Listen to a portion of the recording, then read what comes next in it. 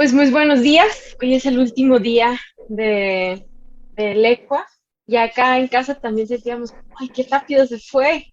Ya es el último día, un poco de nostalgia y, pero damos gracias a Dios también por esta oportunidad de reunirnos nuevamente, por este lindo tiempo junto a ustedes. Eh, pues esta mañana también quiero iniciar haciendo lectura del pasaje que vamos a reflexionar. Entonces quiero leer para ustedes Santiago 4 del 1 al 2. Si gustan escuchar eh, la lectura, pues si gustan seguir conmigo. ¿De dónde surgen las guerras y con los conflictos entre ustedes? ¿No es precisamente de las pasiones que luchan dentro de ustedes mismos? Desean algo y no lo consiguen. Matan y sienten envidia y no pueden obtener lo que quieren. Riñen y se hacen la guerra. No tienen porque no piden. Y cuando piden, no reciben porque piden con malas intenciones para satisfacer sus propias pasiones. Oh, gente adúltera, ¿no saben que la amistad con el mundo es enemistad con Dios? Si alguien quiere ser amigo del mundo, se vuelve enemigo de Dios. ¿O creen que la Escritura dice en vano que Dios ama celosamente al Espíritu que hizo morar en nosotros? Pero Él nos da mayor ayuda con su gracia. Por eso dice la Escritura, Dios se opone a los orgullosos, pero da gracia a los humildes.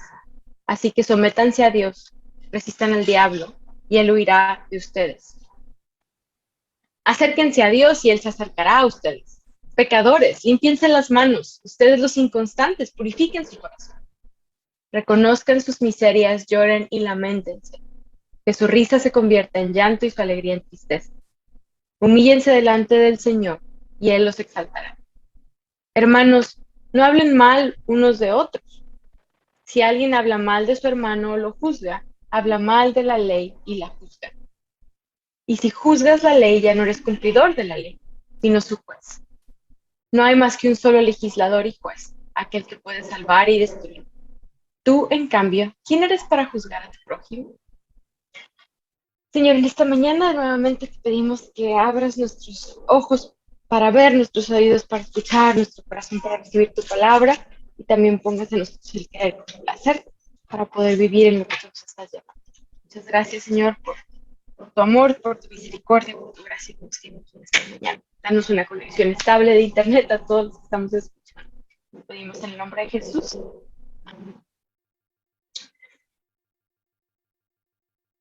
Podemos quitar ya la perspectiva. Me gusta verlos, entonces no, déjenme asegurarme que los puedo estar viendo. Ahí está. Dios nos invita constantemente a la conversión. Y la conversión no es algo que hacemos una vez y ya. Y no estoy diciendo una herejía. Ahí voy, déjenme explicarme. Para muchos de nosotros como evangélicos, ubicamos un momento de conversión en nuestras vidas, ¿no? Por ejemplo, en mi caso, yo a los 15 años viví un cambio radical al aceptar al Señor Jesús como mi Señor y Salvador, y de ahí empecé a caminar con el Señor. Pero no es para todos así. En el caso, por ejemplo, de mi esposo, que creció en un hogar cristiano, no ubica necesariamente un punto definido, ¿no? En el que comenzó a seguir a Jesús, sino hay varios momentos cruciales. Y bueno, también en mi caso, puedo reconocer que ha habido momentos en mi vida en los que Dios me ha llamado a la conversión. Por ejemplo, reconozco el llamado a la conversión de mi mente, que comenzó particularmente cuando estudiaba historia en la universidad y creo que continúa al día de hoy, pero esta conversión a la mente, de mi mente me llevó a leer más, a estudiar más, a buscar cómo Dios estaba presente dentro de las teorías y filosofías de mi disciplina, de la historia. Significó buscar el actuar de Dios en la historia, por lo más difícil que esto sea en ocasiones. Y reconozco que, por ejemplo, ese es un llamado, pero también ha habido el llamado a la conversión que se dio cuando Dios me llamó al ministerio estudiantil. Y en este caso era seguir por este camino renunciando a otros sueños que yo tenía. Otro posible llamado a la conversión fue cuando en un momento de mucha espera y mucha incertidumbre, hace unos 4 años, Dios me llevó a renunciar a mis deseos y aspiraciones ministeriales y fue un proceso de reconversión al Señor y a mí misma, a conocerme más, a conocer mejor al Señor y que me abrió al mundo de la maternidad. Y tal vez para algunos de nosotros, para algunos de ustedes, podemos ubicar momentos así, momentos en los que hemos percibido el llamado del Señor de manera muy clara, ¿no? El llamado de convertirnos nuevamente al Señor. Y con esto, hermanos y hermanas, quiero decir que el Señor constantemente nos está llamando a Él. Leímos en la palabra, nos llama constantemente a convertirnos a Dios, considerando que a veces andamos vagando en la pradera. Este, no sé si han visto, no tiene nada que ver, bueno, sí tiene que ver, pero no sé si han visto un videíto ahí de un pastor que salva una ovejita que está en un hoyo y la saca y justo después se va y se mete a la misma zanja, ¿no? Entonces a veces sí, pues así somos a veces, ¿verdad? Y no quiere decir que no seamos cristianos, pero pues somos bien susceptibles a perdernos. Y Dios nos invita a seguirle con todo lo que somos. Y en ocasiones nos invita a poner especial atención a un tema, a un área de nuestra vida. En los últimos 2, 3 años, yo me siento como en un intensivo para la conversión de mis emociones e impulsos, para una invitación a la madurez emocional por parte del Señor. Creando niñas chiquitas y constantemente diciéndoles, a ver, tranquila, respira, yo me lo digo a mí misma. Sí, respira, tranquila, a ver qué está pasando, qué estoy sintiendo. Entonces, así como invitaciones del Señor. Y hermanos y hermanas, como les decía, es pura gracia del Señor cuando reconocemos que hemos andado mal y que el Señor nos invita a seguir, a dejar un área de nuestra vida. Y en este pasaje en particular, en Santiago 4, hay un llamado a la conversión de nuestros deseos y pasiones, a dejar la injusticia y seguir al Señor que es justo. Es un llamado a la conversión que toca temas muy escabrosos o controversiales. Toca el tema del dinero y las finanzas. Y bueno, la verdad es que la Biblia habla un montón del dinero, a veces más de otros temas que andamos queriendo nosotros hablar. Entonces, no es que queramos repetir y repetir nosotros este tema, es que Santiago habla y habla de este tema y la Biblia habla y habla de este tema. Pues. Entonces, vayamos si quieren al bosquejo, si les sirve. Estamos ahí donde es nuestros deseos y la injusticia. Los primeros versos del capítulo 4 comienzan con preguntas retóricas. ¿De dónde surgen las guerras y conflictos entre ustedes? Escribe Santiago, sugiriendo que hay algo dentro de nosotros que no está rendido al Señor. Son los deseos y pasiones. Y en este caso, no son deseos buenos, sino son deseos que buscan el bienestar personal solamente. Deseos malintencionados, envidiosos, con una ambición desmedida. De esos deseos que ni siquiera nos atrevemos a pedir al Señor que nos lo dé, porque no benefician a nadie, pues solo son deseos egoístas. O sí le podemos decir al Señor, pues, pero son deseos egoístas. Y voy a poner una ilustración así bien inocente, ¿no? No sé si han visto cuando están unos niños chiquitos y tienen varios juguetes y hay uno que ignoran, pero llega un otro niño y quiere ese juguete que estaba ignorando y aunque ni siquiera le hacían caso, si se lo quitan, ya todos quieren el mismo juguete. Entonces, y si se lo llegas a quitar, puede que suelte un tremendo golpe, un berrinche, y bueno, me han contado que eso pasa. Este, pero, pero así, ¿no? Y con los niños pequeñitos, estos comportamientos hasta cierto punto son aceptables, pues su cerebro está en desarrollo, están aprendiendo, pero de un adulto, pues uno no espera eso, de un cristiano con madurez. Y aquí ayuda que, bueno, sí, y aquí ayuda que recordemos un poco el contexto mismo de la Carta de Santiago.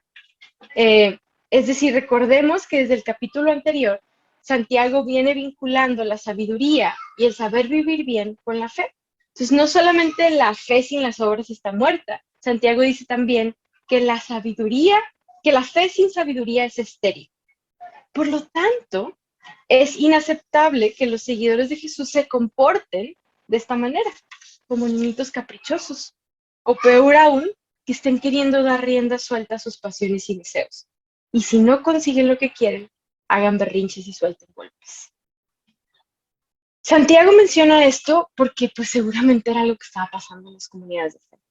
Y pues claro está, hermanos y hermanas, que esto sigue pasando. La verdad es que no nos ayuda a tener idealizadas a las iglesias ni a las familias cristianas, ¿no? Muchas veces esas idealizaciones no nos dejan ver lo que realmente hay, nos perjudican, nos engañan. Y a veces pues nos autoengañamos también. Pero de nuevo, la palabra nos sirve de espejo. La palabra y estas preguntas retóricas de Santiago nos ubican, nos invitan a ver dónde necesitamos la intervención del Señor y su ayuda. Porque nuestras comunidades de fe pues no son perfectas. Abriel ayer hablaba más acerca de esto, ¿no? Y nosotros tampoco lo somos. Y es a los seguidores y seguidoras de Jesús que Santiago escribe. Nos está confrontando, nos está regañando, nos está animando, ya lo ha venido haciendo. Nos invita a convertirnos a Dios nuevamente, a reconocer lo que está mal en nuestros corazones y a arrepentirnos, a reconocer nuestros deseos y la injusticia que hay en nosotros mismos y en nuestras comunidades. Y nos invita a pedir ayuda a Jesús y a hacer las cosas diferentes, por amor de nuestras hermanas y hermanos y por amor al Señor. En el versículo 4, Santiago les dice a los hermanos y hermanas que son gente adúltera. Utiliza palabras fuertes, pues. Y, o sea, les dice que lo están engañando, que le están haciendo trampa, que andan coqueteando con el mundo, con este sistema organizado de ideas, creencias y acciones que conducen a la muerte. Y lo hacen en cada chance que tienen, en lugar de estar buscando hacerse más amigos y amigas de Dios. Ay, hermanos y hermanas, nosotros no somos tan diferentes, pues. Sí somos líderes estudiantiles, obreros, pero también en nosotros hay deseos que van en contra de los deseos de Dios. Y no estoy hablando aquí solamente de deseos sensuales o sexuales. Estoy hablando de todo tipo de deseos que atentan contra la vida. La acumulación de bienes, los deseos de superioridad, los deseos de control, el impulso por usar violencia, por imponernos sobre otros. Y tal vez no andamos matando para conseguir lo que queremos, pero muchas veces pues sí manipulamos o no somos honestos con nuestras propias motivaciones o ambiciones. Le hacemos trampa a Dios si solo buscamos nuestro propio bienestar egoísta. Dios nos llamó a vivir buscando el bienestar de otros así como el nuestro. Y esto es algo que se parece un poco al concepto del buen vivir de los pueblos indígenas de la zona andina, ¿no? Ustedes conocerán más que yo, pero el buen vivir implica esto de la armonía con la creación, con los demás, con uno mismo. No es un vivir para la acumulación o solo por trabajar por trabajar. Tiene que ver con la búsqueda del bienestar, del florecimiento de la vida. Y es parecido, ¿no? Al shalom de Dios, a la búsqueda de la paz y la justicia del reino de Dios. Por esto, hermanos y amigos del ECUA, cuando vivimos de acuerdo a los estándares del mundo, con deseos de ser y de tener desenfrenados, cuando andamos dando rienda suelta a los deseos impuestos por el consumismo, por las modas, le hacemos trampa a Dios. Como amigos del mundo, cuando somos indiferentes y frívolos ante las necesidades de otros, es lo mismo. A Dios le importa cómo vivimos. O sea, no es solamente el momento que nos convertimos y ponemos nuestra fe en Él, a Dios le importa cómo vivimos y le importa mucho, porque es un Dios celoso. Ahora, sus celos no son enfermizos, como los que tal vez hemos experimentado, ¿ok? Pero Dios pide nuestra lealtad, porque es un Dios fiel, es un Dios amoroso. Y cuando andamos como amigos del mundo, nos perdemos de lo que Dios ofrece de forma gratuita. Dejamos de percibir y vivir bajo la gracia del Señor. Porque la amistad del mundo nos lleva por caminos de muerte y lo que Dios ofrece es vida. Lo que obtenemos de la gracia de Dios es mucho más de lo que necesitamos. Y Dios da gracia a los humildes, así es su palabra. La gracia de Dios y su justicia. Voy a pedir aquí que podamos ver Mateo, bueno, todavía no, ahorita en un segundito. Aquí vamos a hablar más de la gracia de Dios y su justicia. Y son temas grandes, ¿no? Son dos de esas palabras, así que uno tiene definiciones grandotas para ellos. Y no voy a pretender definir aquí, pero quiero contarles una historia. Y no es una historia mía, es una historia de los evangelios que Jesús usa para explicar grandes verdades. Jesús era un experto contador de historias, hay mucho que aprenderle. Y sobre temas muy complejos, hablaba historias a la gente. Entonces ahí les va. Ahora sí, Mateo 20, del 1 al 16. Les animo a que escuchemos esta historia, si pueden, con los ojos cerrados e imaginando lo más que podamos, ¿no? Quien quiere leer, está bien también. Asimismo, el reino de los cielos se parece a un propietario que salió de madrugada a contratar obreros para su viñedo. Acordó darles la paga de un día de trabajo y los envió a su viñedo.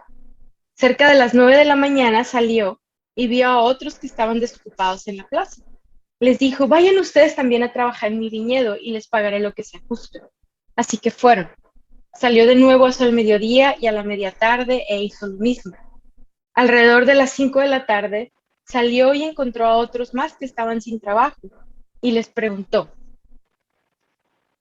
¿por qué han estado aquí desocupados todo el día? ¿Por qué nadie nos ha contratado? Contestaron. Él les dijo, vayan también ustedes a trabajar en mi viñedo. Al atardecer, el dueño del viñedo le ordenó a su capataz, llama a los obreros y págales su jornada, comenzando por los últimos contratados hasta llegar a los primeros. Se presentaron los obreros que habían sido contratados cerca de las 5 de la tarde. Cada uno recibió la paga de un día. Por eso, cuando llegaron los que fueron contratados primero, esperaban que recibirían más, pero cada uno de ellos recibió también la paga de un día. Al recibirla, comenzaron a murmurar contra el propietario. Estos que fueron los últimos en ser contratados trabajaron una sola hora, dijeron, y usted los ha tratado como a nosotros, que hemos soportado el peso del trabajo y el calor del día. Pero él les contestó a uno de ellos, amigo, no estoy cometiendo ninguna injusticia contigo. ¿Acaso no aceptaste trabajar por esa paga? Tómala y vete. Quiero darle al último obrero contratado lo mismo que te di a ti. ¿Es que no tengo derecho a hacer lo que quiera con mi dinero? ¿O te da envidia que yo sea generoso?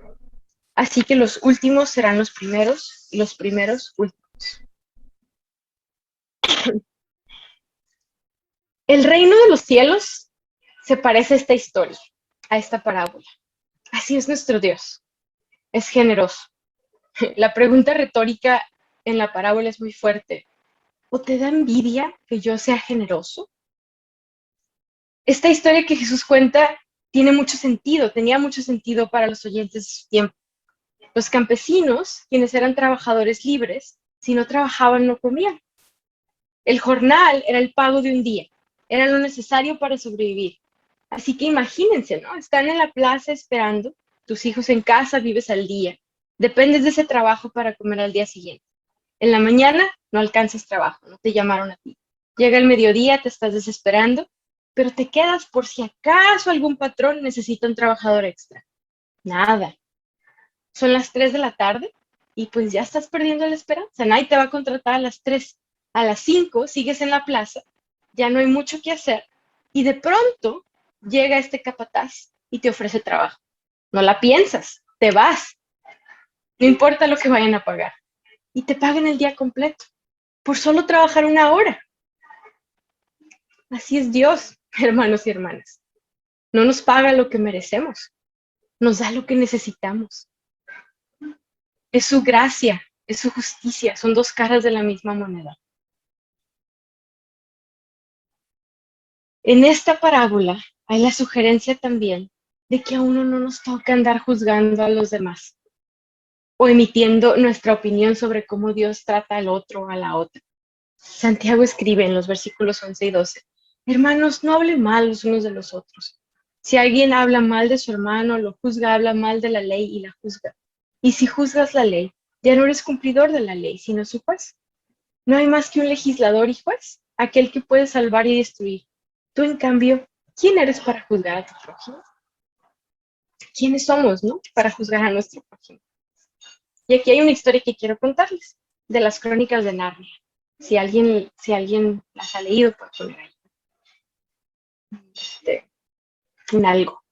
El libro El caballo y su muchacho es particularmente de esta historia. Hace unos meses empezamos a leer estas historias con nuestra hija mayor, con Erandi, pero solo terminamos 2 de los 7 libros porque empezó todo este tema de los miedos, ¿no? Pero ella es una devoradora de historia, pero creo que nos adelantamos un poquito a las crónicas de Narnia. Pero le gustaron al principio, nada más que después fue demasiado. Eh, pero en el libro del caballo y su muchacho está la historia de Aravis. Es una muchacha rica que escapa porque no quiere que la casen a la fuerza. Pero al escapar, lo que ella hace es dormir a su esclava, a su sierva, para que no la detenga. Y a su esclava le tocan varios azotes por culpa de Aravis, porque se escapó, ¿no? Pero eso a Aravis no le importó. Aravis escapa y mientras eso pasan muchas cosas en la historia. Y en algún momento tiene un encuentro cercano con un león peculiar que le hiere la espalda. No le hace mucho daño realmente, solo lo que harían unos latigazos en su espalda. Y cuando se da cuenta, ella piensa que es suerte, que no le haya pasado mucho.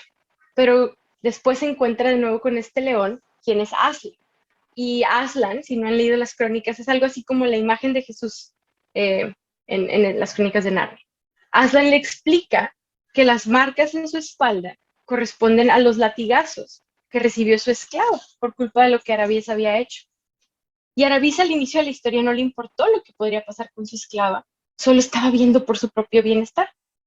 Después de su encuentro con Aslan, Arabís ya no es la misma chiquilla orgullosa y temperamental. Se da cuenta de que como lo que hace y lo que desea puede tener efectos negativos o positivos sobre otros. Y al final de su encuentro con Aslan, ella le pregunta, ¿qué va a pasar con el esclavo? Si va a venir más daño sobre ella. Y Aslan le responde, Arabís, te estoy contando tu historia, no la de ella. A nadie se le cuenta ninguna historia más que la propia. Y esta frase de Aslan se la dice también a otro personaje en el cuento. Y es muy lindo porque nos deja ver que Aslan está detrás de todas las historias, pero solo nos cuenta la nuestra. Solo Aslan nos revela a nosotros mismos lo que somos, tanto lo bonito como lo caído y lo pecaminoso. Y necesitamos comprender la realidad sobre nuestras vidas y corazones, las verdades oscuras que olvidamos con facilidad. Y muchas veces queremos andar juzgando otras historias, ¿no? Sabiendo otras historias, pues a veces para no enfrentarnos a nuestra propia historia y realidad. Hermanos y hermanas, Santiago nos dice, sométanse a Dios, resistan al diablo y él huirá de ustedes. Acérquense a Dios y él se acercará a ustedes. Pecadores, límpiense las manos. Ustedes los inconstantes, purifiquen su corazón. Este es un llamado a convertirnos a Dios, a acercarnos a su gracia, a reconocer nuestro pecado y dejar que Dios nos limpie. El lamento, por otra parte, es necesario. Aquí mismo, en el verso 9, se lee, reconozcan sus miserias, lloren y lamentense, que su risa se convierta en llanto y su alegría en tristeza. A los ricos, en el capítulo 15, más adelantito, Santiago les va a dedicar ahí varias líneas fuertes, donde les dice, lloren a gritos por las calamidades que se les vienen encima, se ha podrido su riqueza, sus ropas están comidas de polilla, se ha oxidado su oro y su plata, ese óxido va a dar testimonio contra ustedes.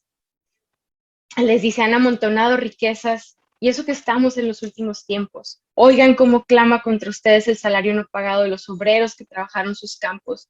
El clamor de sus trabajadores ha llegado a los oídos del Señor Todopoderoso. Les dice, ustedes han llevado en este mundo una vida de lujo y de placer desenfrenado. Lo que han hecho es engordar para el día de la matanza. Han condenado y matado al justo sin que se les ofreciera resistencia. Son palabras súper fuertes. Y nos identifiquemos o no con los ricos en este pasaje, el lamento es necesario. El lamento es toda una literatura en la Biblia. Alrededor del 70% de los salmos son de lamento. Existe un libro llamado Lamentaciones y muchos profetas, en especial Jeremías, expresan sus lamentos. Jesús mismo se lamentó dentro de esta tradición escritural. Y el lamento, hermanos y hermanas, no es, ay, pobre de mí, no es eso, pues. El lamento es parte de orar a Dios con integridad y honestidad. Nos lamentamos por la realidad del mundo, por nuestro dolor, por el dolor de otros, pero también puede ser por nuestro pecado, por nuestra propia realidad. El lamento incluye la confesión y reconocimiento de lo que somos, de lo que hemos hecho. Y en culturas donde hay mucha sospecha por cualquier cosa que nos baje la autoestima o que nos haga sentir más culpables, pues el lamento no es popular, porque luego es, hoy no vayan a sentirse mal si los enseño a lamentarse. Y tampoco en contextos triunfalistas, donde no sabemos ni siquiera qué hacer con nuestro dolor o el dolor de otros. Pero el lamento es necesario para una espiritualidad y una vida sana y madura, porque el lamento nos enseña en la tradición bíblica a orar con honestidad. Venimos a Dios a reconocer el pecado y la oscuridad que hay en el corazón, porque Dios puede hacer algo, pues. Dios nos perdona, nos sana, nos invita a una vida nueva. Y el lamento nos enseña a orar con honestidad ante la maldad y la injusticia del mundo. Porque, hermanos y hermanas, ¿qué hacemos ante la realidad de un Dios bueno y justo en un mundo injusto con tanta maldad. ¿Qué hacemos entre esa aparente dualidad? El lamento nos ayuda a negociar el problema de un Dios bueno en un mundo plagado de maldad, a negociarlo, ¿no? Cuando aprendemos a presentar nuestro lamento, nuestras quejas, nuestras confesiones ante Dios, pues nos ayuda a no hacernos cínicos ante el mundo. Es una disciplina espiritual para la resistencia en la carrera de la fe. Y repito, ¿no? El lamento es una disciplina espiritual para la resistencia en la carrera de la fe. Y también es una disciplina espiritual que no nos deja quedarnos como espectadores ante el mal, porque nos ponemos del lado de Dios y su justicia al reconocer nuestra propia injusticia, al quejarnos y lamentar las injusticias del mundo. Este tipo de oraciones no nos dejan en la pasividad. El lamento nos enseña a negociar la tensión y estar atentos al obrar de Dios en nuestro mundo, porque nos invita a la acción de Dios a favor de la justicia y de la reconciliación y poner especial atención a los más vulnerables. Personalmente, para mí, la práctica del lamento ha sido mucho de lo que me ha mantenido en la carrera de la fe, porque me ha dado la posibilidad de expresar con integridad lo que está adentro, los conflictos, pues. Y algunas de nuestras canciones en América Latina en IFES expresan lamento, pues no es algo nuevo para nosotros, ¿no? Yo vivo en una ciudad de migrantes, entonces, y bueno, como muchos de ustedes, como todos de ustedes, he presenciado actos de injusticia delante de mis ojos, en particular hacia la comunidad migrante.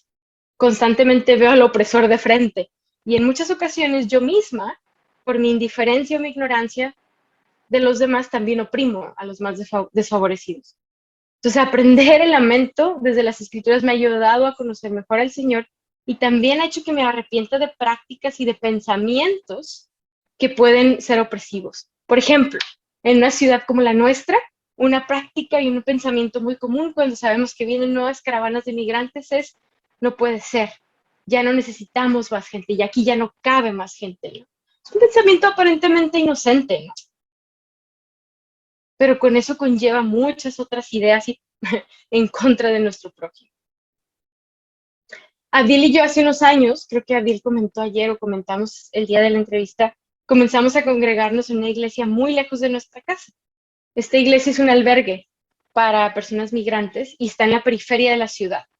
Y se comenzó recibiendo haitianos en el albergue en 2016, cuando llegaron en un éxodo masivo, y ahora están mayormente centroamericanos y mexicanos que huyen de la violencia y la pobreza, quienes pasan por el albergue. Y la verdad es que ser parte de esta congregación y el ejemplo de los pastores y la gente que sirve en la iglesia ha sido una bendición y también ha sido muy incómodo. Y no incómodo en mal, ¿no? O sea, ha sido una incomodidad santa constante. Es una iglesia que rompe muchos estereotipos eh, y, y nos gusta mucho ser parte de ella, pero nos incomoda, nos desafía constantemente. Y constantemente escuchamos historias de injusticia y nos hemos involucrado con las personas, con sus historias, y es necesario traer esto delante del Señor. Lamentarme por las cosas que escucho. No me puedo quedar indiferente. Y menos cuando veíamos a nuestra niña jugar con los niños migrantes y cuando de ahí salieron amigos para nosotros, ¿no? Y esto nos llevó a educarnos más sobre el tema de la migración, a buscar enseñar a otros sobre este tema. Pero en medio de esto ha habido mucho dolor, mucho lamento, por el pecado, por la injusticia, por los traumas. Y este año, particularmente, pues perdimos a nuestro amigo y pastor de la congregación. Y sé que muchos de ustedes han perdido a gente muy amada. Y el Señor nos invita al lamento, a traer todo esto delante del Señor y nos acompaña y nos escucha. Y cuando es necesario, si es necesario, nos corrige y nos va a ayudar a verlo en medio del dolor y la injusticia. El lamento es necesario, nos mantiene humildes, nos hace más humanos y no nos deja seguir indiferentes ante las necesidades de otros. En este pasaje de Santiago somos invitados una vez más a convertirnos a Dios y su justicia. Somos llamados a seguirle. a reconocer nuestros deseos egoístas, nuestros deseos pecaminosos, que no buscan el bienestar de otros. Somos invitados a reconocer nuestra propia injusticia por cómo juzgamos a otros, por cómo vivimos sin importar las consecuencias que eso tiene para los demás, para la creación de Dios, para nosotros mismos. Hay prácticas comunes, amigos del ECUA, que matan. Desde cómo usamos el poco o mucho dinero que tenemos, las prácticas de consumo, nuestra indiferencia a la creación, el descuido de nuestro cuerpo, la violencia que ejercemos sobre los demás, en especial la niñez, que está tan normalizada. También mata la indiferencia a los que sufren y están cerca de nosotros. Sí importa lo que vayan a hacer con sus profesiones al finalizar sus carreras o qué están haciendo con el conocimiento adquirido. Tenemos el potencial de usarlo para el bien común, para bendecir a nuestro prójimo, para conocer mejor y para cuidar mejor de la creación. Y hermanos y amigos, también este pasaje nos sorprende con la gracia del Señor, que nos invita a acercarnos, a que nos sometamos al Señor, a que resistamos al mal. Y por medio de la historia del Evangelio en Mateo, recordar que Dios nos da conforme a lo que necesitamos. Dios es generoso, no nos paga con lo que merecemos. Dios es generoso y nos confronta también con esa generosidad y con su gracia, con su justicia. Esta generosidad de Dios no nos deja portarnos como jueces. Al contrario, nos invita a la humildad, a posiciones menos rígidas, con más gracia y con certeza de que seguimos a un Dios lleno de gracia y amor, que también ama la justicia. Al final, estoy cerrando, una manera de responder al Señor es con lamento, por la realidad de nuestros corazones y la del mundo. Es este mismo lamento que nos ayuda a conocer mejor al Señor y caminar en su justicia, caminar en humildad, derribando nuestras defensas y construyendo puentes para que otros conozcan al Señor, siguiéndole en fidelidad y buscando su justicia. ¿Cómo nos está invitando el Señor a caminar, a cambiar, a reconocer, a resistir? Mi oración: que seamos comunidades que siguen al Señor y su justicia.